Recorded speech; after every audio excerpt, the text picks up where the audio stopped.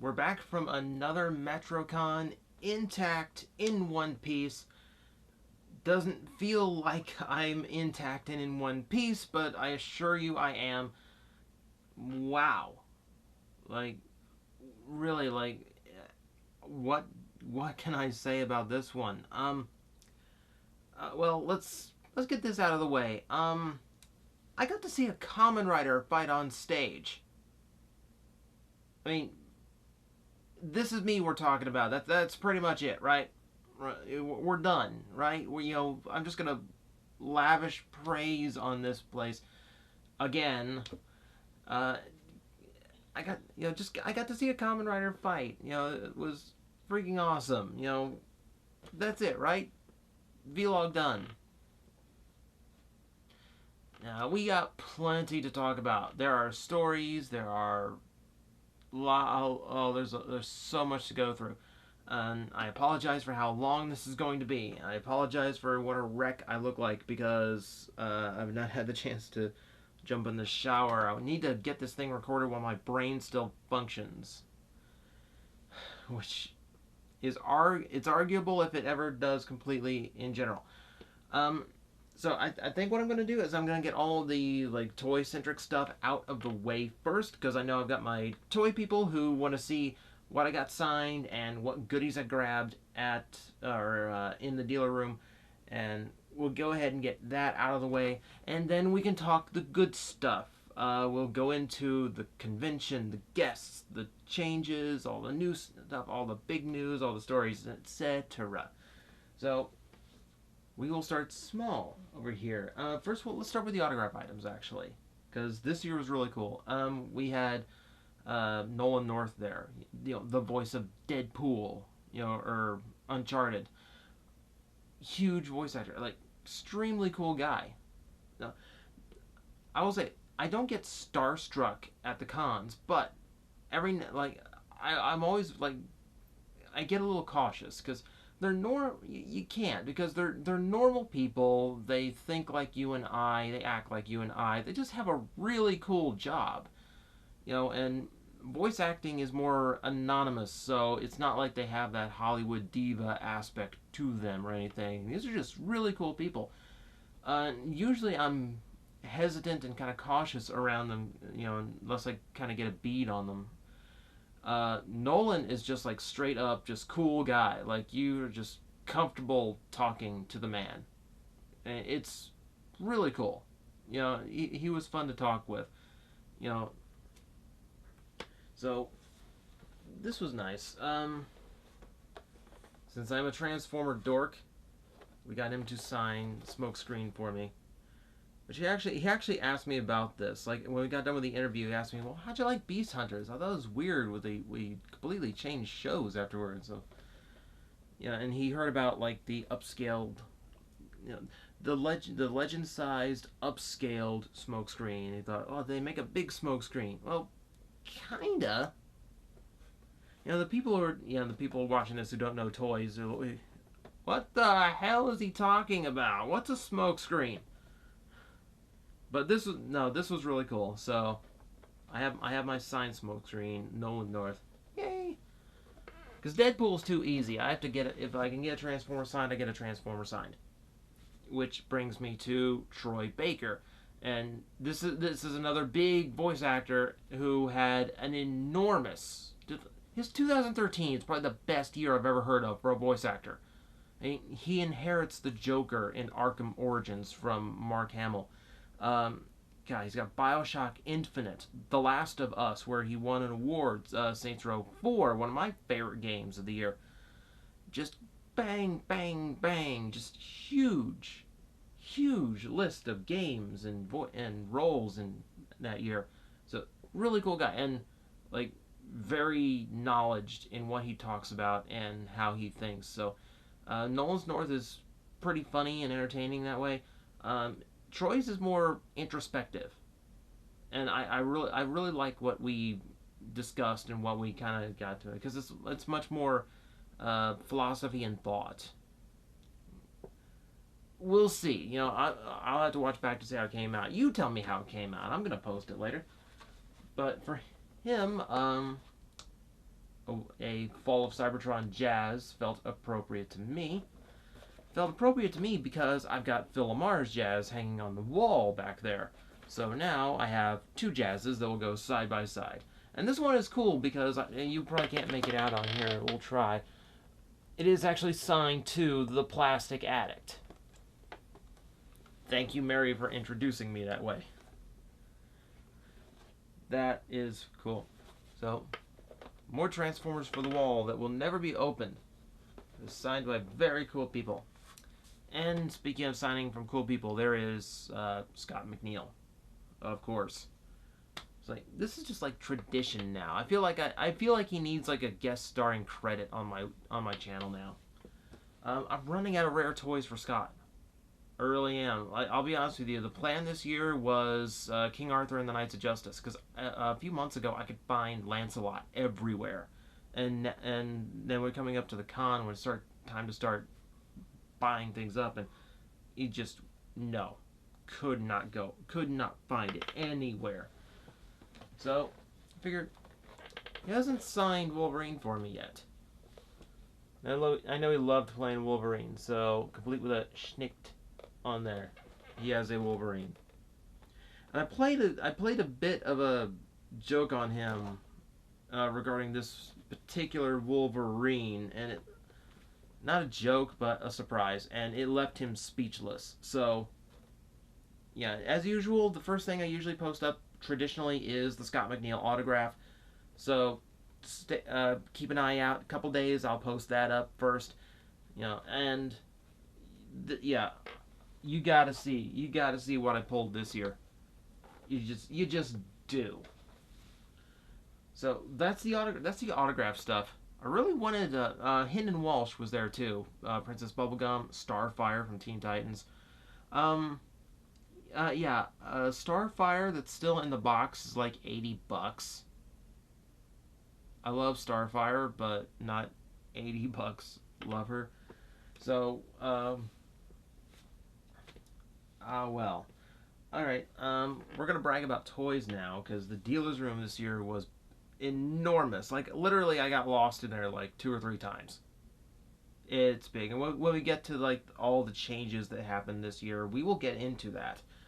But, let's see, there's random places to start. We'll start with the one that's just a complete non-sequitur for everything else.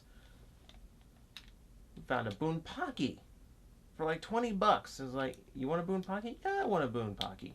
Complete with a battery and everything. So that was cool to find. That was really cool. And that was at Anime Fix, which is like quickly becoming my favorite stall there, just because every now and then they'll just randomly put out something really freaking cool for a really freaking good price. Like the biggest Optimus Prime in my collection, the big butterfly wings, the Year of the Dragon Prime, I got there for like $40, and it's like perfect condition. That was cool. So yeah, this was like $20. $20, complete, good shape. Why not? That's cool. So I have a Boon Pocky now. More dinos. Let's see what else. We'll get into this, I guess. Since I do have a big collection of these, we finally got around to the D-Arts Ultimate Mega Man X. It's putting this off forever because that translucent armor in photos just doesn't do well. In person, it is a really cool effect. So that's one I've been putting off for a long time. It's nice to knock that one off of the list. And to go with it, my comrade in arms / partner in crime, Danielle, who really earned her stripes this year. We'll get into that too. You gotta hear about that. Got me my birthday present while we were there, because I'll tell you this right now. This is going up on the 15th because it took me forever to dump footage. I didn't want to start recording this until all my footage was dumped, so I had an actual tally of how much footage and how much video I took. So we'll get to that later too. You see, as I'm seeding things for you to stay tuned for. So I'll tell you that later on when we get into everything and how much is going on. Wow. but when you're watching this, it will be the 15th of July. If you're watching it the first day it's up, which means my birthday is tomorrow.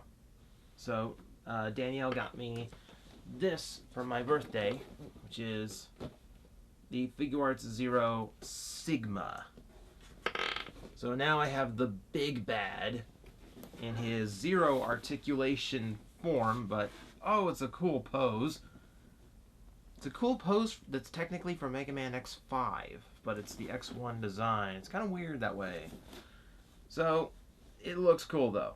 So, why not? And that just about completes the Mega Man XD arts. The only one I don't have is the Black Zero. And Black Zero is just a repaint. So, I'm not sure I quite want to pick it up yet. Just for the sake of being able to say, I've got them all. Because I'm really trying to wean myself away from such thoughts. You know, I've spent way too much money because of those thoughts. No, this is just random stuff here. And it feels weird because I went to an anime con, I didn't get any anime stuff. You know, here. Can I get a figurine? Can I get like a Dragon Ball figurine? Or like, can I get something like there's my favorite anime is Slayers, and one of the booths had like a Lena Inverse figurine still in the box. They wanted $125 for a figurine still in the box that has no articulation. No. But the booth, I end up going there. I every time I see them there, I'm very happy to see them and spend way too much money there. Is Toy Addict. You know, not addict as in plastic addict, attic as in like upstairs where he keeps stuff. Whenever he's there, he's got this huge palette of like Transformers, a lot of G1 stuff. So I was filling a few gaps from childhood this year. We have here Huffer and Warpath. Huffer, I just really like that little cool like mini truck design. I know I kind of liked Huffer, and Warpath. My aunt's kid had this at their house when I was growing up, and I never had one of my own. So now I have a Warpath of my own. That's pretty cool. And if I had like an extra $50, I just would have loaded down with mini bots. You know, there was a tailgate there, and everyone loves tailgate now. There, Cosmos, Power Glide. Yeah, that would have been like Pokemon level addiction. Just grab them. But that was just a precursor to what ended up being some pretty big purchases. That is an original Generation 1 Ultra Magnus. See, with the body and everything. Complete. Instructions, missiles, extra fit, all the fists. He is all there. I had Ultra Magnus as a kid. I currently only have bits and pieces of my original Ultra Magnus. It did not survive my childhood because I was 6 at the time. So now I have one. It is gorgeous. It's the silver face version, so it looks like he does in the show. It is so pretty. So he will be joining the shelves in a very hallowed place. Just a cool looking toy, really. Man, I'm so happy to have that one back. And then there was my big, I only had so much money this year, but I had enough so I could make one purchase. I don't care how much this costs. I want it, so let's just make a stupid purchase. So, we kind of made a stupid purchase. Kinda. I don't call it stupid because I freaking love it. Oh. Actually, let's hold on to that because I did pick up something more anime-esque or more tokusatsu-esque. I did get a Nagito Lockseed. So, yeah, I got a little bit of Toku stuff, but there's one booth there that was just like nuts amount of Kamen Rider stuff. Like 8 or 9 different belts, a bunch of Sentai mech, bunch of Lockseeds, but he wanted like $40 for one DX Lockseed. He wanted like $90 for Kachidoki and Kiwami. You kidding me? Just, no, absolutely not. But for $20, just to say, yeah, I bought a lock seed off the stand. Okay, that one, that's not bad. And it's Ivy Toe. That's my favorite. So we got that. Okay, so barring anything else I forgot to mention, we'll move on to the main event, the one that was just stupid expensive. I don't care because it's that cool. This is a Generation 1 Shockwave. This toy is special for many reasons. For those not in the know, this was not originally made by Hasbro. They licensed the toy from a company called Toyco out of Korea. That particular toy is not owned by Hasbro. They cannot reproduce it, so there's no reissues, which means this is one of those where only the originals exist. Originals and knockoffs. This is original, by the way. I've checked. It's got black screws. And it's also special because it's very hard to find intact. I mean, the barrel's a separate piece that gets lost. The battery cover has a thin clip that breaks easily, so the battery cover is usually gone. The barrel on his hand gun, like literally his hand is a gun, is usually broken off. The light bulb in his electronics can be burned out. The soundboard for his electronics can be burned out. And most importantly, the tube, the rubber tube, can be rotted away. This thing has everything. It is a complete Generation 1 Shockwave, unbroken, unrotted, right down to the instruction book. This is a gorgeous piece, and I'm thrilled to own it. I do see where at the connection point it is starting to split off. I'm scared to death of transforming this thing. I'm going to transform it one time. It goes on the shelf, and it becomes a treasured piece of artwork. But I almost wish I had two, because I might get a knockoff just so I could keep it in gun mode. That's just an awesome blaster. That's another thing. Even if they buy the mold and can reissue it again, they can't reissue it again. It's a gun. Oh, you gotta love the safety laws of the 80s. It's like, kids get shot? Walk it off. Okay, so that's all the toy-centric stuff. Now we get to the convention talk proper, and wow. Yeah, every time I say this is the best Metrocon I ever had, they get better.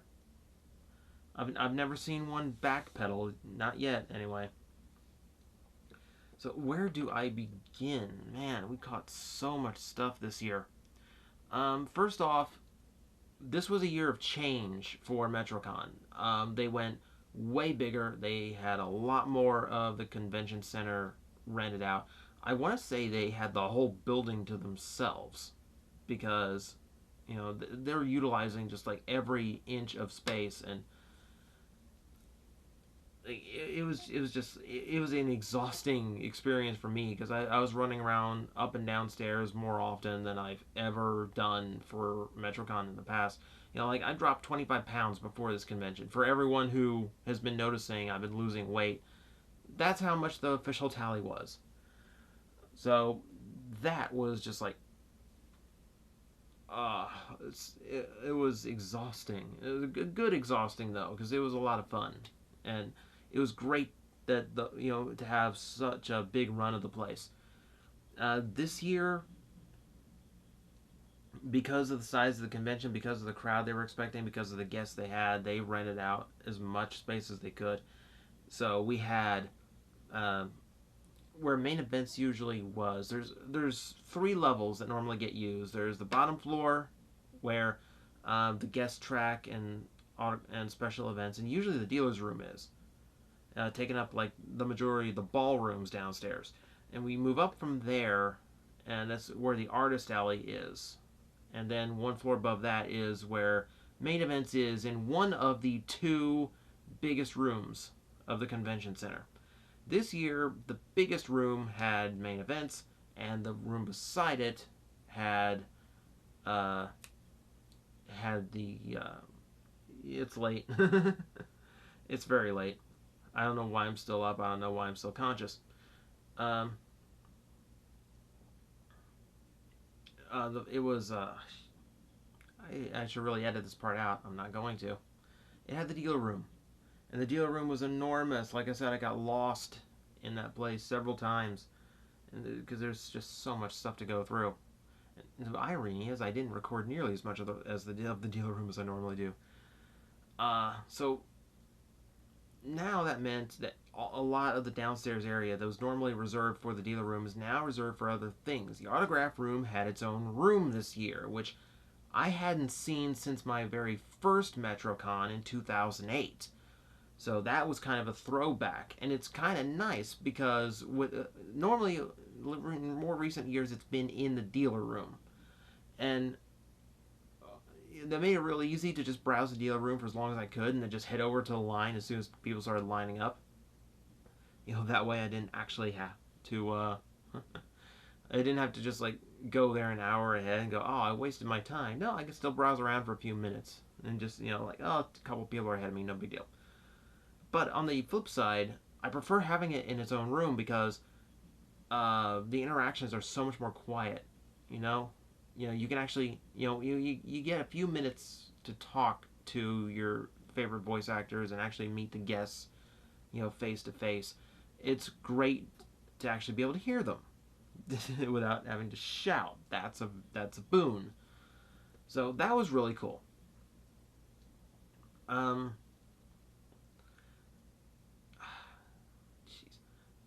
Beside that was special events. Special events took up ballroom B and C, and it was an enormous room, just absolutely massive. It was like so much bigger than it was last year. And then on the other side of that was the guest track, and the guest track was way bigger than the normal panel rooms the guest tracks are in. Scott made a joke a few years ago where they had a very long and rather thin room booked out for the guest track, which is the guest panels and Q&A panels. And he said it's like doing a panel in a bowling room, in a bowling alley. So, and I agree with that. It seemed like a very weird configuration, but at the time I can understand, that's what you had to work with. This year it has its own big separate room. See, the irony is a lot of the panel room, a lot of the things off there. Okay, it's kind of an L shape, where there's main hallway where the escalators are, and you go up to the second and third floor from there, and then there's this hallway that splits off and goes all the way down here, and this is usually where the guest track is. It's where the video rooms are. The only times I went down there was when I was picking up my press badge and or just browsing for cosplays, because there's nothing else. Normally there's so many more panels going on in this section of the building, and this year is all dedicated to like the arcade and the game room and video rooms and things that are out of the way and you go to do when you just feel like chilling out, calming down, and I don't want to walk anymore. So I get it. It was a very different way of blocking things out, and it worked for the most part. I actually liked it. There's with anything new, any changes like this, there's always a feeling out process. I mean, is it for the better? Absolutely. I love how much bigger it felt this year. Were there problems? Yes, because anytime you make such a big change, you're going to go through a few. You're going to have some growing pains. This year in particular, and this happened Sunday during the voice actor farewell panel, we had a few people complaining in the crowd because they couldn't hear the voice actors. Even with the microphones and the speaker systems, which, by the way, audio guys work in the panel rooms, bang up job. You did great this year. A few hiccups on Monday for a couple rooms, but after that is just silky smooth. Good on you. But next door to the guest track was special events, and at the same time as the farewell panel, Rhythm City Chronicles, the dance show, was going on, and the music was just banging so loud. These are just these are modular rooms that they can alter the size on. Collapsible walls that they can just pull in and out. So there's no sound buffer. There's no insulation to block it out. So we're listening. We can hear Rhythm City going on the entire panel. Which was really a distraction. So there's a few things to hammer out. Like personally, if it seems to me like if the autograph room, instead of being off to the far side, if the autograph room was between special events and the guest track, that would mitigate the problem. Now that means that the noise, if there's a big event going on at the same time, would happen during the autograph sessions. And I just said it's nice that you can actually hear them during the autograph sessions, but the sound is still muffled, and when you're right next to the person you're talking to, you can hear them that way. You can't, but if you're sitting at a wall, if you're in the back of the room and they're just blaring loud, yeah, you're not going to be able to hear them. So there's a few things to work out. Like that's just me spitballing, because they can, the people who arrange this have to think about line congestion, hallway crowds. Where are people going to line up if we arrange it that way? And okay, we're going to create lines that are going to go 3 abreast and block the hall. We can't do that. So there's always things like that. Considerations that the average con goer just doesn't really think about. But it's one of those things where it happens. You changed a lot this year, so I kind of expected that. No problems. But other than that, it's just really well run shift. Everything was really cool this year. If I talk about the people first. First off, thank you to anyone who came up to say hi. As usual, there were too many of you to keep count of. A lot of you I've recognized from previous years. Very cool to see you guys again. And a few new faces, too. Every year someone comes up to me and says, the only reason I come to Metrocon is because I saw your videos and, I wanted to come here. And not a single one of them has told me, how dare you deceive me, this place sucks. No. All of them have had the time of their lives, and I'm so happy that I could do that and, introduce those people to some place that I've known for years is an amazing place to visit. So that that's always the heartwarming part for me. I absolutely love that.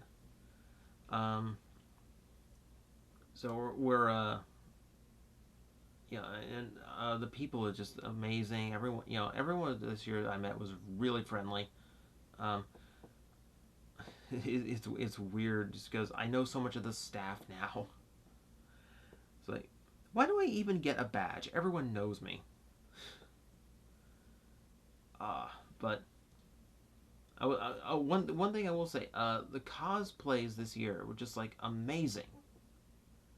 Every year that gets better and better, and there's so much attention to detail in the costumes this year. Just everyone I saw, it was just really well done stuff, and some really funny ones too. The joke cosplays have gotten pretty clever. Someone came as one of the windsock inflatable men that you'd see outside of a used car dealership or something. And so there's this big orange tube guy with a big smiley face going, and every now and then, as he's walking around, he goes, and it was hysterical. It was absolutely hysterical. It's brilliant. There's a lot of them like that. I've got shots of some of them, so I don't know what I'm gonna do with the cosplay yet because I got so many. I had so many that were impressive.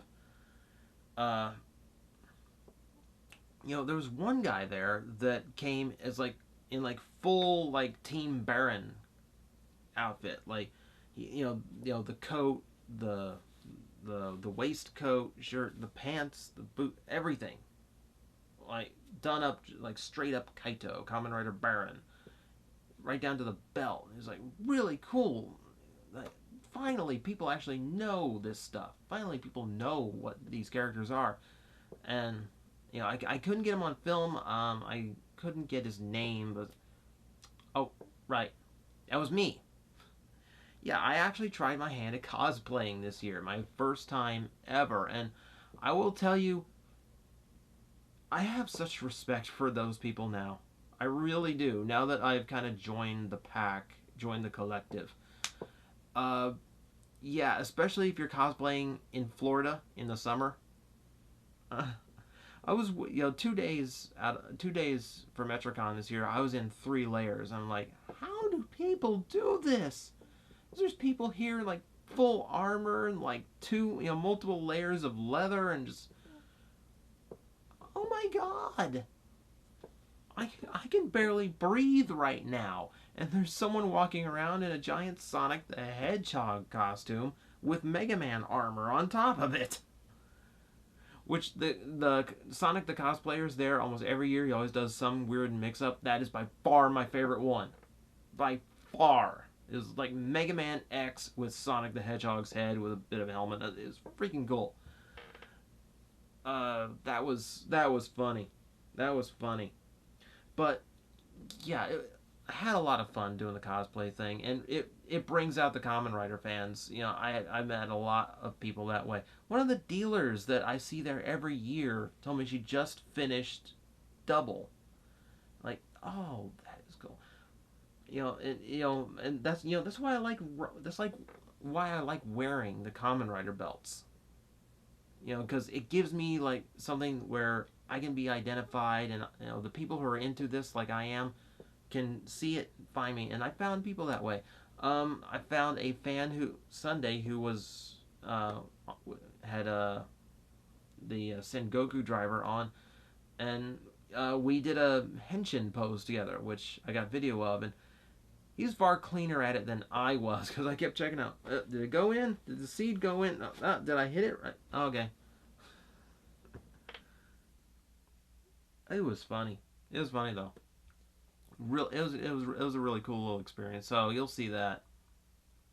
And oh, speaking of cool people, hang on a second. I gotta get this. Because I'm keeping this away from everything because I want to keep very special care of this thing.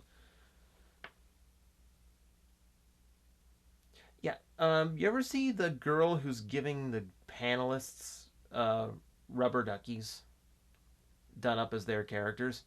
That's Momo. She does that as a side business. Little rubber duckies as video game and anime characters, and custom ones if you ask her. And she made me a TJOmega ducky, which is cool as hell. So that has to find a very special place in my shelving here. But she's really good. She is like really good at this. Like, I can't draw my logo as well as she drew it. So that was really cool. And it's just such a neat little cute thing. So yeah, I'm thoroughly impressed. And yeah, she's a really nice girl too. It was really cool to finally meet the person who crafted all the ducks that I've been taking video of for years now. So I'm gonna leave a link in the description. If you it's a cool thing. Like, if you want to give someone a ducky as a gift, because it's such a funny little thing. It's different, it's unexpected, and it's handmade. So yeah, it's extremely cool. So yeah, check the link out if you want your own. There's a bunch of pre-made ones. She does take commissions. Uh, it's just one of those things that just kind of makes me happy. It's like there's a little ducky with long hair and my logo shirt on. That's just awesome. See, we talked a little bit about the guests. Nolan was extremely cool. His panel was. I didn't actually get to see his panel because this year I took 2 cameras with me. Danielle, who goes with me, is press also. As press, she usually just gets to panels early, makes sure I get a good seat where I can set up the camera and everything, helps me get things wired up before the event begins. This year, I gave her a camera of her own. I actually bought a duplicate camera. So I have matching footage from two different sources. And on top of that, both cameras got a brand new 64 gig memory card. Both cameras got a new tripod. Both cameras got a spare battery. And camera one that is recording this got a shotgun microphone, which is now producing much clearer audio than I used to get.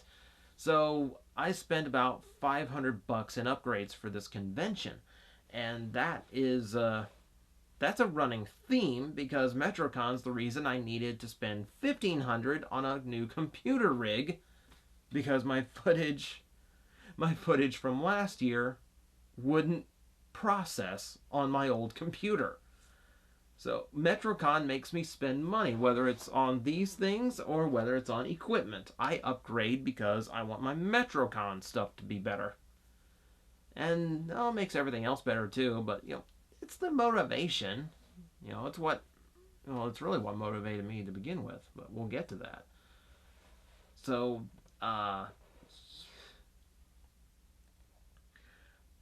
so Danielle this year had a camera of her own. She was taking cosplay shots too. She was recording events I couldn't be at. So if there's some discrepancy in quality, if one camera's a little shakier than the other, keep in mind this was her first time. This was like a trial by fire for her. I just kind of pushed her into the deep end, so just so we could see just if she floats or not. And she did. She did a great job. The footage I've seen from the camera she did great. So I got, and thanks to that, I've got so much more than I usually get.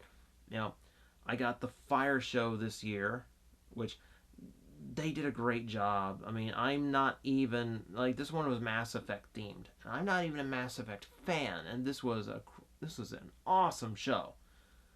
And props to Alex because he's the one who directed it this year, not Shannon who usually does it. So that was different, and he did a good job too. So it was a very tight shift. A very cool event. Very cool event considering there's big flame plumes 10 feet from me at all times. Finally got Rhythm City Chronicles. It was like the one event I've never been able to get to, and I haven't seen that one yet. Got to a little bit of the Masquerade Ball. Not much because they had some technical issues from what I heard. So I don't know if I'll even be able to use that because all I've got is the opening segment and it doesn't really have a lot of context behind it. We'll see. I'll try to do something with it. I try to use everything. Of course, I got a lot of the panels, a lot of the solo panels too. I haven't gotten to watch Nolan North's yet because she recorded that one. I don't think I have to record Troy. I think I need to go watch Troy Baker's and Scott McNeil's second panel too. I haven't seen those either. That's a lot of stuff I missed. And this year we actually got not one, not two, not three, but 4 angles on the chess match. Because we sat on one side of the stage for one event and the other side of the stage on the second day. And that's the one where the footage might be a little bit questionable because we had to do this weird camera swap thing because we couldn't plug in on Saturday. So we kind of had to make the battery stretch as far as possible. One camera makes up for the other. It might be a little bit messy, but I got a ton of it, and it was a really good show. This was one of the chess matches that really hit the balance I look for. There's plenty of comedy in there, but not too much to overwhelm it. I was talking to staff. I was talking to I was talking to some of the staff, and everyone mentions no matter the chess matches always get bigger and better. The fight scenes, the choreography gets better. They start doing more innovative things, more tricks with sound effects, lighting, video, add-ins, and all everyone remembers is the 2010 chess match, which was just one big comedy show. And I admit that was really fun. That was really cool, but honestly, this year's probably tops it for me because it found such a good balance and it was unconventional for the chess match. They had a very cool way of introducing the cast this time. much more interesting than normal. Um, and this doesn't really spoil anything, but there's no big brawl. Like every chess match I've been to at Metrocon has some gigantic brawl where there's just like 20 people just flailing at each other the whole time, for like 5 minutes straight. No brawl this year. They actually like play out the chess match, and they play it out in a really cool way. And the whole thing is designed to be very fast paced. Like 3 or 4 matches in a row. Bang, bang, bang, bang. As soon as one ends, the other begins. And, some of them, they're just brutally fast. And some really cool surprises, too. I won't spoil it. As usual, my coverage of the chess match will be a highlight reel. I still have to go through all the footage, see all the angles, and make sure everything is there and how I'm going to actually build said highlight reel. If you search the Jin skirmishes on YouTube, they post the official one. They've got a hard mount camera in center, so they get the whole thing, and they post the entire chess match. And it's a really cool one this year. I mean, not just because a common writer was in it, also because Locke and Celes from Final Fantasy VI, my favorite video game, also were in it. I will admit, sometimes the chess match can get a little bit bogged down in more recent anime characters that aren't as well exposed, or a lot of video game characters that, for instance, Danielle, who doesn't play games, is not completely in touch with. This year had a really good batch. It had a lot of recognizable characters. It kept its obscurity limited. And the obscurity it did use still got some good reactions. Kamen Rider got... Okay, it's not spoiling anything, but it starts off with like the closest it gets to a big brawl where, our hero characters are just being ambushed by everyone who's going to end up on the villain side of the board. And the first one who pops up as appropriate for such a character is Kamen Rider X, complete with theme music, intro song, intro video, and it was epic. It honestly was.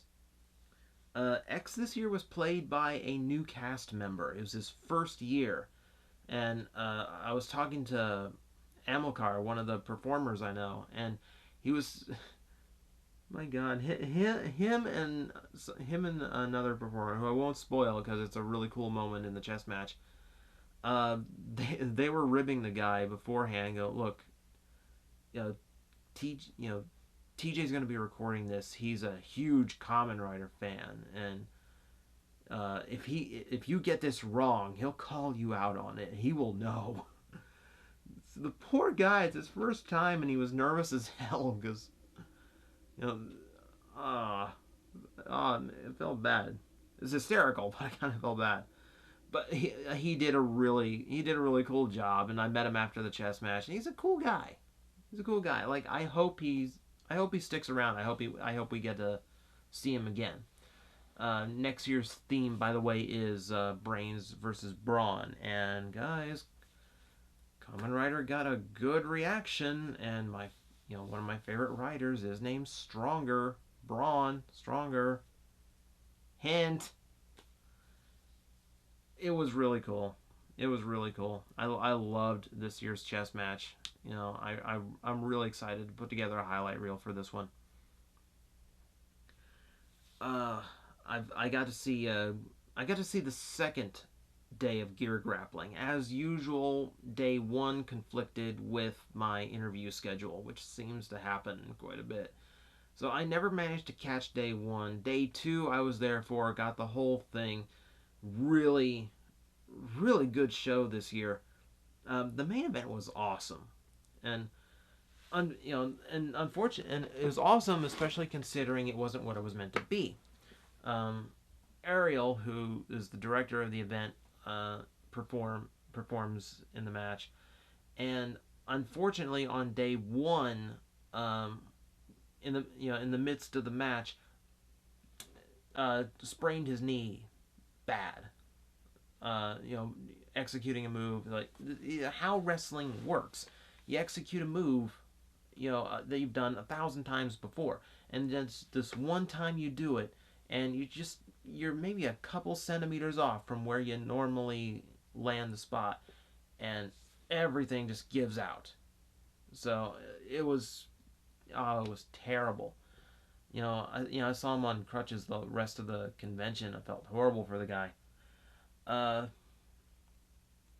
but the other guys put on a hell of a match because the main event was supposed to be a triple threat, and it turned into a one-on-one extreme match.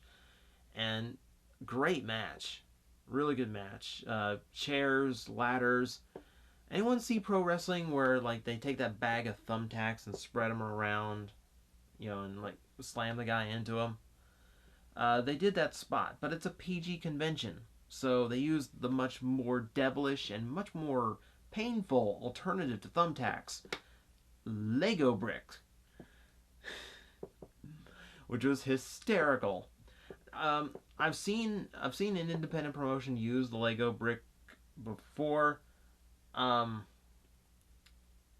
me and my friend Mace, who I do my wrestling show with, we were always talking about, we need to figure out how to make a table out of Legos to put someone through. So I was itching to see a Lego spot. So now I finally saw a spot with Lego. That was cool. It was a really good match. The crowd was so into that match. The guy, one of the guys in the match, wrestles with a Patriot gimmick, SS Banner, Star Spangled Banner. At one point, the whole crowd starts singing the Star Spangled Banner, the entire Star Spangled Banner. They were really into it, and it was so freaking cool. It's a small crowd, so it's a more intimate energy level, so it's more infectious. Things that don't work on a big scale work on a scale that size, and it kind of makes everything come to life a lot better. So really, it's just really good performances by everyone in there, including my friend Matt, who took a choke slam from like a mile in the sky, and like Matt himself is like, I know there's a lot of performers. One guy this year had like 4 events. Like, in the fire show he was Shepherd. In the chess match he was the king piece, which was Ken the Eagle from Gotcha Man. And he had 2 other events on top of that. I'm just like, how do you do this? Like, how do you, like, I can't remember, if I can't remember what I'm supposed to do in my own videos half the time if I have any kind of movement or choreography going. This was just, I have no idea how you memorize that many shows and events. Incredibly impressive, and pulled off outstandingly well.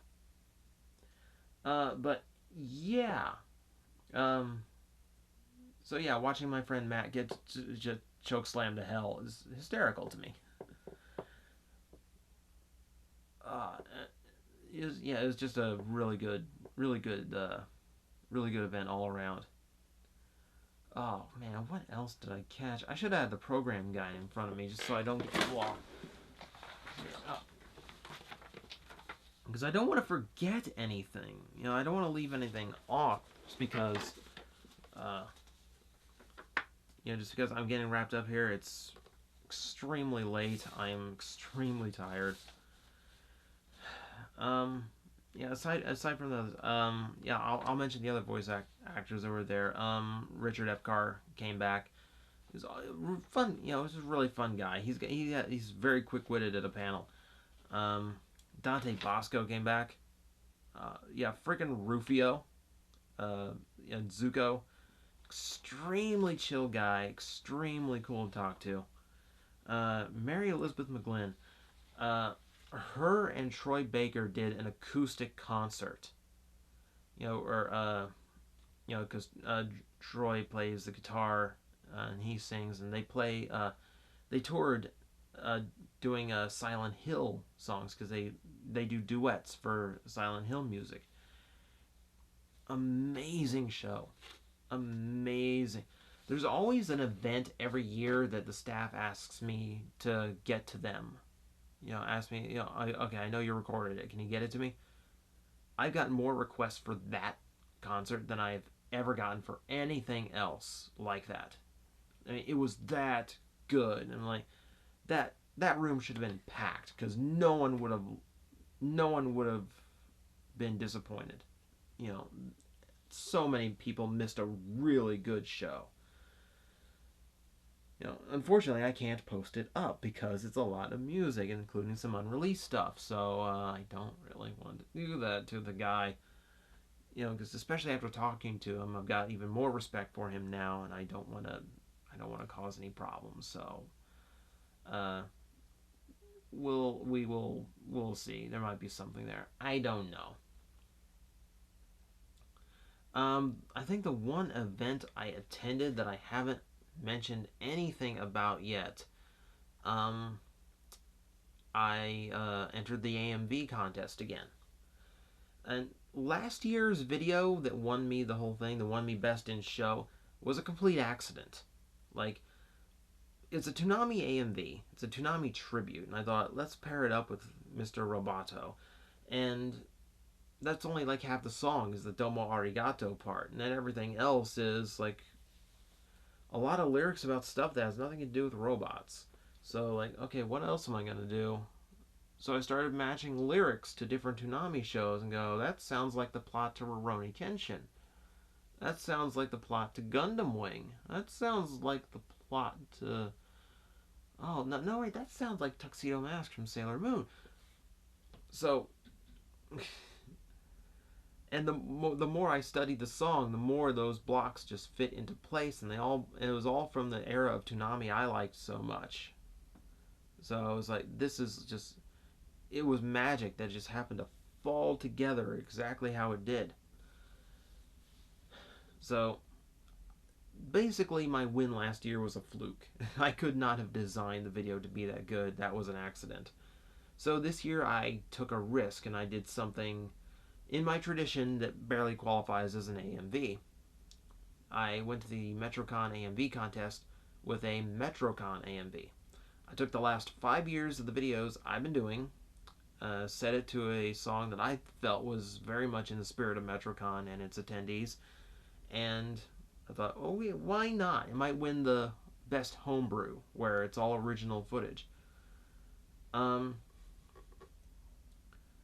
The winner, the winner who actually did end up winning that, maybe a little loose with the anime theme, but extremely well done. Like, they put an enormous amount of effort into it. I do not mind losing to that. But here's the thing, right now, if you could see what's behind the camera right now, you'd see this little shelf with my trophy from last year resting on it. In front of the trophy is my figure art Kamen Rider Stronger, my favorite Showa era rider, and beside it is Kamen Rider Gills, my favorite Heisei rider. So they are flanking my trophy, and in front of the trophy are all of the Lantern Core rings. So, I've got like heavy guard on this trophy, and it's on its own little shelf right in the dead center of my room. But winning did not make that trophy special. Winning was not what made that trophy important to me. What made that trophy important to me was the reaction the crowd had. It was hearing the applause and hearing just how happy they were just to go on that nostalgia ride I had created with that video. It was, it's like every 20 seconds there was another round of applause and cheers, and I'd never heard anything like that at the AMV contest. Thousands of people watch my videos, but, when you got, 500-600 people or however many it was reacting to it live, it's just such an unreal experience. Literally my hands went numb listening to it. It was amazing. So what I took home was not the trophy. It was that. It was the reaction those people had. So this year, I didn't want to do something that would win. I just wanted to play to the crowd, make the audience happy, and if it won something, that's a nice bonus. The video didn't air at the AMV contest, which, you know, I could understand because it barely counts as an AMV, but it technically doesn't count as an AMV. But I at least wanted it seen. I wanted people to see it. You know, that was the only upsetting part.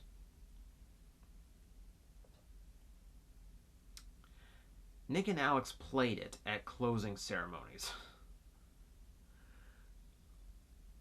Never told me a word. John Shades from RVT was poking Nick about it, and Nick was playing dumb. He wouldn't spill anything about it, which is hysterical. So they kept me in the dark the entire weekend. It's like, but just, you know, just to hear the crowd of people like cheer just because my name was dropped, like, no, you're lying. Oh, it was so freaking cool. And to see the video live, hear the reaction. Everyone kept telling me that that's gonna be the video that is gonna, because there's always one AMV that's a tradition to play at the end of Metrocon, and everyone who saw that told me, dude, that's gonna be there next year too. That's gonna be another new tradition. I'm like, if that does, then I'm happy with anything I do. I don't have to enter the AMV contest anymore. You know, if that video is going to continue to make the crowds happy and just show just how much I appreciate them and that place, that's all I need.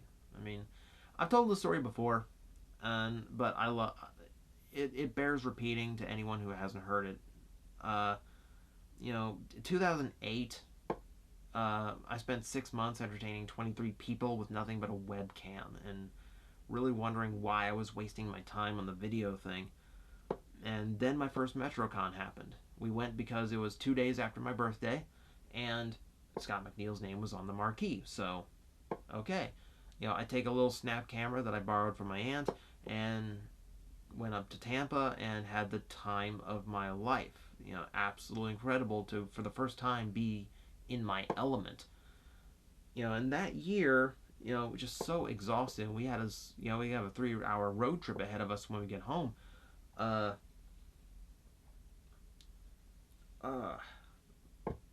So in the last we were just chilling out in the last panel room, recuperating from the weekend. And this was just after the local sword dojo let out their demonstration. And afterwards, the two performers from the chess match that year who played Mitsurugi and Kenshin came in. I don't know if they were looking for tips. I don't know if the instructor wanted to see the performance or what. But they went up on the stage and they recreated the performance from the chess match. Now, this is my first year at Metro. I didn't know how deep the line was for the chess match. So I'm in the nosebleed, you know, for that event. After that, going from seeing it from all the way in the back of the room, now they're going to see it 10 feet from me. And I swear to God, they were going twice as fast as they did the chess match. And it's just, it was the coolest thing I'd ever seen. It was absolutely epic. You know, and you know, that was and all I had was this little snap camera and a few fleeting pictures to prove that this happened. And I'm like, I never want to miss that again. I never want to let a moment like that slip by. You know, the day I got home, I was looking for camcorders I could afford. You know, and that was the silver one that followed me to Metro forever until I upgraded to the HDs. But, you know, that was like the turning point for what is now TJOmega. And whatever TJOmega is, whatever value I have, whatever audience I have, the 11 million views at this point, none of that would have existed if I hadn't gone there, if I hadn't seen that place, had those experiences, met those people. And every year just feels more like home. I mean, I love those people. I love the staff there, the performers. Whether they're putting their body on the line to entertain the audience, or rushing about all weekend, making sure everything stays on track and no problem becomes crippling to the convention, or standing around looking for troublemakers and putting a stop to it. Whatever they're doing, they do it so freaking well, and every year I get to know more of them. Every year I come home, I'm terrible with names. Every year I come home going, okay, whose name do I remember? Because now I got to add them on Facebook. Which, by the way, Amilcar, accept my friend request. Damn it. I want to keep in touch, man. It's become so much. It's become so much more about reuniting with all those friends I only get to see once a year, and it makes. I really wish I lived closer to Tampa just so I could stay in touch with everybody. But it's it was just fun,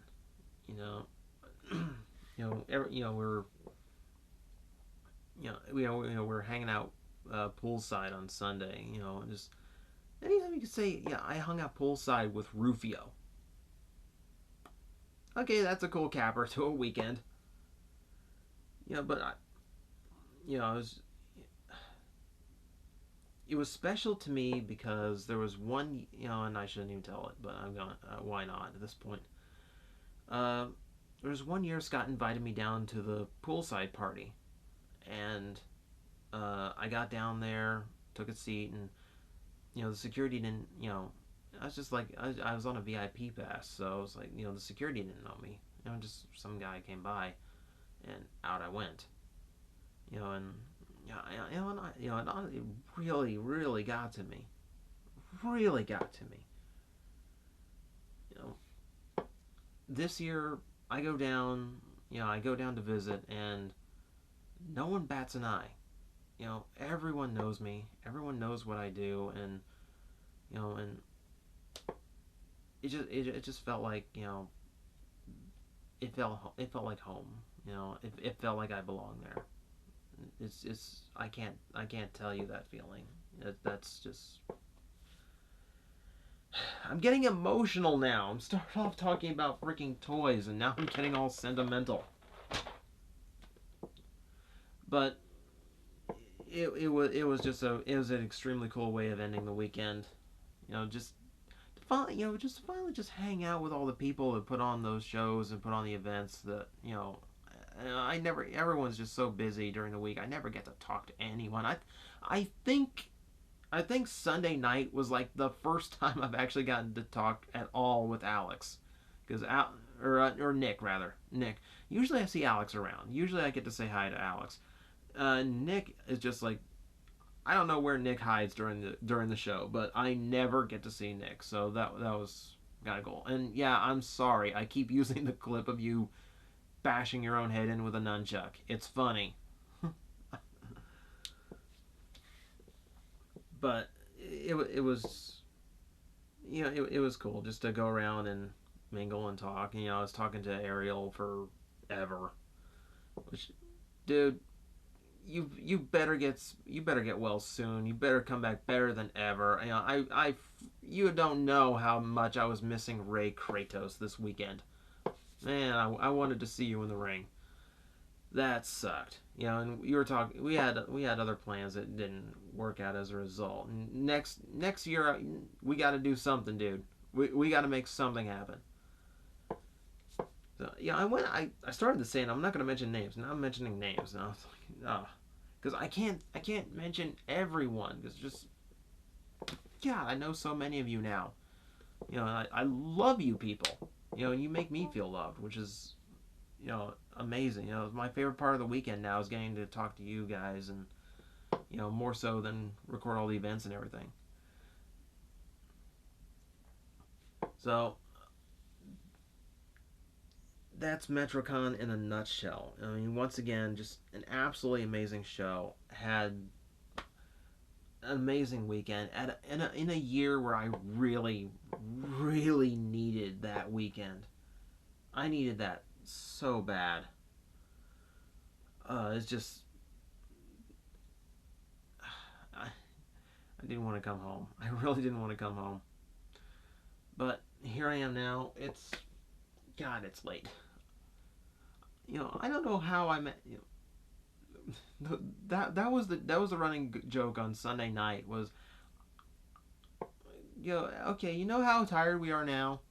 Well, next year we got one more day of it. Ugh. I don't think there's going to be a poolside party next year. I think there's just going to be one big poolside nap. Just one big siesta. Uh, so here's to Metrocon. Here's to next year, and this next year scares me. This year with 2 cameras catching every event, like I'm proud of myself. Even if it was just a little bit, I've got a little bit of every major event at Metrocon this year, and I'm damn proud of that. I have exactly 223 gigabytes of HD footage to comb through in order to put together all of the Metrocon videos this year, and some of it I haven't even seen yet. Oh my god. And next year, 4 days. I'm going to need a new hard drive just for that year. I'm looking forward to it immensely, though. And if they could put on a show this awesome in 3 days, I cannot wait to see what they got in store for 4. I will be, I am always, I don't care if I'm on the other side of the planet. I'm making it there next year. I